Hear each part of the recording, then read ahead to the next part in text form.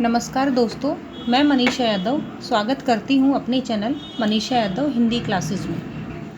हमारा जो बिंदु चल रहा है वीडियो में, यह है स्वर संधि। स्वर संधि के हम 5 भेद सबसे पहली क्लास में जाने, जिसमें आज अंतिम भेद अयादि संधि पर चर्चा करेंगे, क्योंकि हम 4 भेद दीर्घ संधि, गुण संधि, वृद्धि और यण यहाँ तक हम जान चुके हैं। अगर आप हमारे चैनल पर आज नए हैं या पहली बार चैनल को देख रहे हो, तो आप पीछे की क्लासें देखें और देख करके चारों संधियों के बारे में जानें और अन्य वीडियो के बारे में हम हिंदी व्याकरण को पढ़ सकते हैं। आज हमारा अंतिम बिंदु है अयादि संधि। तो अयादि संधि के बारे में बात करते हैं। अयादि संधि हालांकि स्वर संधि का 5वां भेद है, परंतु यदि परीक्षा में प्रश्न आ जाए कि अयादि शब्द में संधि है, तो यहाँ पर जो संधि है वो है अय, धन, आदि, अर्थात यह है स्वर संधि की का भेद दीर्घ संधि। अयादि शब्द में खुद में, अब इस शब्द में ही हमें अय दिखाई दे रहा है, तो अय शब्द बनता है। यहाँ पर संधि क्या होती है? सबसे पहली बात, असमान जो स्वर होते हैं, क्योंकि सजातीय स्वर नहीं विजातीय स्वरों का मेल होगा इसमें, परिणाम अय, आय, अव, आव के रूप में हमें दिखाई देगा। ये जो शब्द हमें ए और ओ, ये जो 2 शब्द थे, ये हमें प्राप्त हो रहे थे गुण संधि में, और ये जो 2 शब्द हैं आई और औ, ये हमें प्राप्त हो रहे थे वृद्धि संधि में। तो वृद्धि संधि का परिणाम और गुण संधि का परिणाम हम चारों को क्रमबद्ध तरीके से लिखेंगे, ए, आई, ओ, औ, बस अलग अलग लाइन में लिखेंगे। ये प्रथम पद होगा और द्वितीय पद के रूप में हमें असमान स्वर मिलेगा, अर्थात इस ए को छोड़ करके शेष बचे हुए सभी स्वर यदि आ जाते हैं तो अय की मात्रा बनेगी। अगर आई आए तो आय बनेगा, अगर ओ आए, ओ के बाद में कोई असमान स्वर है तो औ के रूप में परिवर्तित होगा, और औ आए तो आव के रूप में परिवर्तित होगा। देखो, अ लघु रूप है और आ दीर्घ रूप है, तो ऐसा समझ लो इसको हम लघु माने तो लघु रूप आया तो अय बना, और ऊपर मात्रा वाला आ गया तो आ यानी दीर्घ रूप बन गया। हम ऐसा भी कह सकते हैं, यहाँ पर मात्रा 1 लगती है, यहाँ पर मात्रा 2 लगती हैं, यहाँ पर भी मात्रा 1 लगती है, यहाँ पर मात्रा लगती है 2। तो जहाँ पर 2 रूप होगा वहाँ पर जो है आ की मात्रा भी दिखाई देगी, अर्थात आय यानी दीर्घ रूप ही दिखेगा। अब हम इसको थोड़ा विस्तार से जानते हैं कुछ उदाहरणों के माध्यम से। जैसा कि हम अब तक 2 या 3 प्रकार से संधि करने का, हल करने का तरीका जान चुके हैं, आज इसके अनुसार हम दूसरा तरीका पढ़ते हैं। देखो, जय, इसमें अय शब्द का उच्चारण है, क्योंकि जय में अ है और यह शब्द हमें दिखाई दे रहा है, तो जहाँ पर अय दिखता है वहाँ पर हमें मात्रा लगानी है एक ही। हम क्या कर सकते हैं, जय को हलयुक्त बना दो, फिर धन, इसमें से अय को बाहर निकाल दो, अय निकाल दिया क्योंकि हलयुक्त था इधर। अब ये में किसकी मात्रा है? अ की है। अब हम क्या करेंगे, जय का तो जय, अय की जगह हमें लिखना है क्या? ए, तो यहाँ पर हम लिख देंगे ए प्लस, और प्लस में क्या है? ए। देखो, जय में ए जब स्वर जुड़ा तो शब्द बन गया जे, और धन में क्या? ए, क्योंकि यहाँ पर ए है, ये दोनों एक पद में बन चुके। ये साधारण सा तरीका है। हमें यहाँ पर भी हमें अय दिखाई दे रहा है, तो सबसे पहले अय को अलग निकालेंगे, न धन अय। जैसे अय निकाला तो ये में ए की मात्रा थी और ए, और आगे क्या है? न, तो न को लिख दिया। जैसा लिखा है हमें वैसा ही लिखना है, अपनी तरफ से ना तो कोई वर्ण जोड़ना है और ना ही किसी वर्ण को छोड़ना है। न का तो न लिख दो, अय की जगह हमें वहीं रिपीट करना है, ए की मात्रा लगानी है, तो ए लिख दिया हमने अय की जगह। धन, अन का अन, न में जब ए जुड़ा तो शब्द बन गया ने, और शब्द है अन। नयन मानी नेत्र होता ही है, ये तो हम जानते ही हैं। अब यहाँ पर भी देखो, विजयनी, अब हमें थोड़ा सा कंफ्यूज हो जाएगा, लेकिन विजय, इनी की मात्रा को हटाओ तो यहाँ पर अय की मात्रा दिख रही है हमें, तो शब्द लिखा वी और जय, जय को हलयुक्त बना दिया, अय को निकाल दो अलग से। अब देखो, ये के अंदर किसकी मात्रा है? ई की मात्रा है, तो ई छोटी है तो छोटी लिखेंगे, आगे नी है तो नी लिख दिया। विज का तो विज, फिर जो अय है, अय की जगह पर हमें लिखना है ए, तो ए लिख दिया। और धन में क्या? इनी। विज में, जय में जब ए जुड़ा तो शब्द बन गया विजय, और धन में क्या? इनी, ये इसका खंड हो गया, विजय धन इनी। देखो, आय, गाय में आय दिख रहा है, तो आय की मात्रा दिखती है तो आय बनता है ऐ से, तो हमें वही प्रोसेस करनी है। गै धन में आय निकाल दिया, ये में एक की मात्रा थी या ए स्वर था तो अक लिख दिया, आगे क्या है? गै में जब आय गे का तो गे लिखो, आय की जगह पर हमें लिखना है आई की मात्रा, तो लिख दिया आई। और धन में क्या, अक। गे में जब आई को जोड़ा तो शब्द बन गया गई, क्योंकि से दीर्घ मात्रा बनती है। धन में अक, ये इसका संधि विच्छेद हो गया। गायिका में देखो आय है, यहाँ पर अलग अलग कर दो, गे धन आय। ये में किसकी मात्रा लग रही है, ई की, तो लिख दिया इका, क्योंकि आगे का है। गे के अंदर आय की मात्रा की जगह हमें क्या लिखना है, आई। और धन में क्या, इका। जब इन दोनों को हमने जोड़ा तो शब्द बन गया गई, धन में इका, तो ये शब्द हो गया गायिका। विधायक, ये शब्द प्रतियोगी परीक्षा में बहुत बार रिपीट होता है, तो वेरी इंपॉर्टेंट है ये। आय की मात्रा है यहाँ पर, हमें वही प्रोसेस करनी है, विद धन में आय, अलग निकाल दिया। ये में हल लगाया है तो स्वर था यहाँ पर अक, ए और कै आगे है, तो फिर लिखा विद। आय की जगह पर हमें लिखना है आई, तो लिख दिया आई। और धन में क्या, अक। स्वर कभी अकेला नहीं रहता, दोनों को जोड़ा तो शब्द बना विधई, धन में क्या, अक। विनायक शब्द है, वही प्रोसेस, आय की मात्रा को अलग करो, तो पहला शब्द है विन, धन में क्या, आय। आय हल युक्त है, तो स्वर इसमें ए है और आगे कै दिखाई दे रहा है, तो अक लिख दिया। विन का तो विन लिखो, आय की जगह पर आप लिख दो आई, और धन में क्या, अक। जब इन दोनों को जोड़ा तो शब्द बना विनयी, और धन में क्या, अक। विनायक भगवान श्री गणेश को कहते हैं।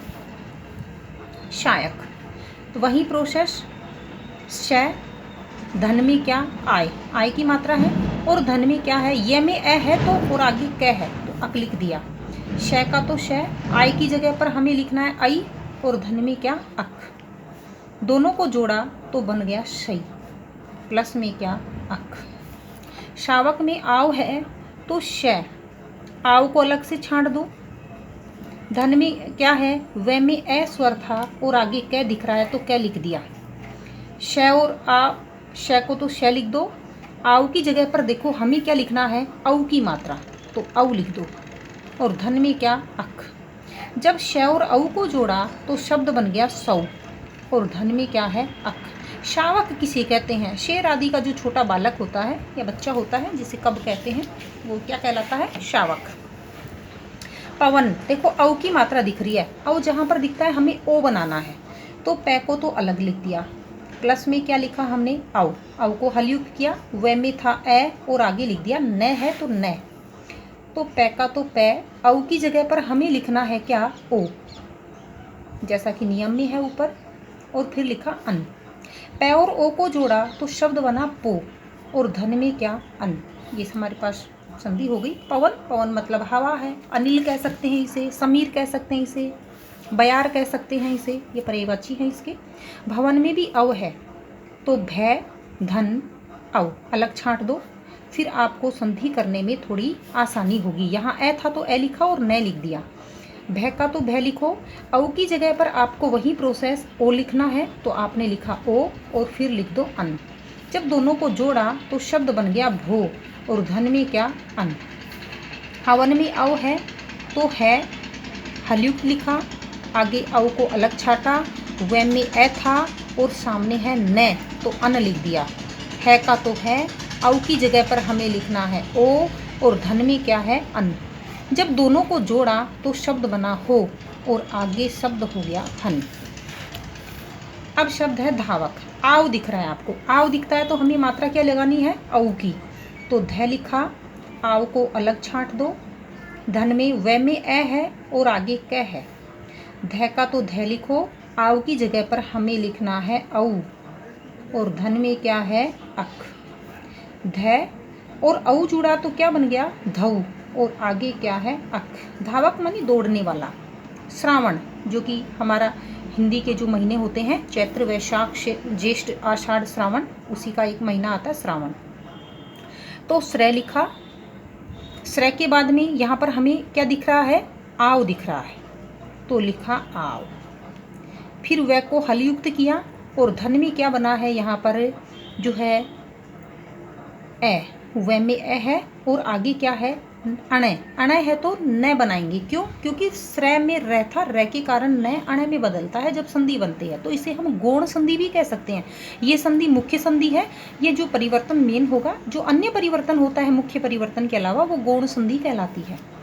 तो श्रय, धन में क्या है? आव, आव की जगह पर हमें क्या लिखना है? औ। और धन में क्या है? अन। तो लिखा हमने श्रय में औ जुड़ा तो शब्द बन गया श्रौ, और धन में क्या है? अन, तो श्रावण बन गया। भावुक में आव दिख रहा है, हमें ऊ की मात्रा को हटाना, केवल आव दिख रहा है। आव दिख रहा है तो भय अलग, और फिर जो शब्द था उसे अलग कर दो। धन में क्या है? अख। भय का तो भय, आव की जगह पर हमें लिखना है औ, और फिर धन में अख, क्योंकि यहाँ पर ए और कै पहले से दिख रहा है। भय में जब औ जुड़ा तो शब्द बन गया भऊ, और प्लस में क्या है? अख, तो शब्द हो गया भावुक। आव की मात्रा दिख रही है तो पै, आव को अलग छांट दो पहले, और फिर वे में ए था और आगे कै है तो आवक हो गया। फिर पै, आव की जगह पर हमें मात्रा लिखनी है औ की, जैसा कि ऊपर नियम में लिखित है, प्लस में अक। पै में जब औ जुड़ा तो शब्द बन गया पौ, और प्लस में क्या है? अक। पावक मानी अग्नि होता है। अग्नि को आग कहते हैं, हुताशन कहते हैं, अनल कहते हैं, वैश्वानर कहते हैं, ये इसके पर्यायवाची शब्द हैं। पावन, आव है यहाँ पर, तो पै धन आव छांट दो, प्लस में क्या है? वह में ए था और आगे है न। पै का तो पै लिखो, आव की जगह पर आपको मात्रा लगानी है औ की, तो औ, और धन में क्या है? अन। पै और औ को जब जोड़ा तो शब्द बन गया पौ, और प्लस में क्या है? अन। पावन कहते हैं पवित्र को। भावना में भी हमें आव दिख रहा है, तो भय और आव को अलग छांट दो। फिर वे में ए था और आगे ना है तो अना लिख दिया। भय का तो भय लिखा, आव की जगह पर हमें मात्रा लगानी है औ की, और धन में क्या है? अना। भय और औ जुड़ा तो शब्द बन गया भऊ, और धन में क्या है? अना।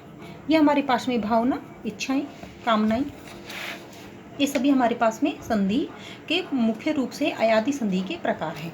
जैसे अभी मैंने यहाँ पर बात की है कि एक गौण संधि है, इसमें यहाँ पर अन है, ये अन दिख रहा था, यहाँ पर अन कैसे बना? जैसे शब्द है रामायण। रामायण शब्द में जब हम संधि करते हैं तो क्या संधि बनती है? क्योंकि यहाँ पर देखो आ क्या रूप दिख रहा है, राम धन अयन, अणय नहीं लिखेंगे, क्योंकि अगर दूसरे पद में हमें न दिखाई देता है, पहले पद में हमारे पास व्यंजन संधि का भेद है, हालांकि हम आगे पढ़ेंगे इसके बारे में। ई है, री है, रे है, या फिर श मूर्धन्य वाला, ये अगर हमें दिखाई दे जाएं और सामने कहीं भी, मतलब कहीं भी आ सकता है न, प्रारंभ में अंत में कहीं भी, तो ये जो न है संधि होने पर अलग रहेगा तो न रहेगा, पर संधि जैसे ही होगा तो ये अणय में यानी जो है परिवर्तित हो जाता है, क्योंकि अणय जो है ये मूर्धन्यीकरण हो जाता है, मूर्धन्यीकरण, इस कारण से न अणय में बदल जाता है। ये मुख्य परिवर्तन था, ए प्लस में ए बराबर आ, और ये न का अणय बनना है गौण, इसलिए इसे हम कह सकते हैं गौण संधि। ये स्वर संधि के जो मुख्य प्रकार हैं ये हम अब तक जान चुके हैं, 5 भेद पढ़ चुके हैं। आगे की क्लास में हम व्यंजन संधि को पढ़ेंगे। आज के लिए इतना ही। अगर आपका कोई प्रश्न हो संधि बिंदु से संबंधित या अन्य कोई क्वेश्चन हो, आप पूछ सकते हो कमेंट सेक्शन में, आपको जवाब दिया जाएगा। अगर आप चैनल पर नए हो या अब तक आपने सब्सक्राइब नहीं किया है तो आप चैनल को सब्सक्राइब कीजिए, ताकि मैं उत्साह के साथ आपको पढ़ा सकूं। आज के लिए इतना ही, विदा, मिलते हैं अगले वीडियो में जल्द।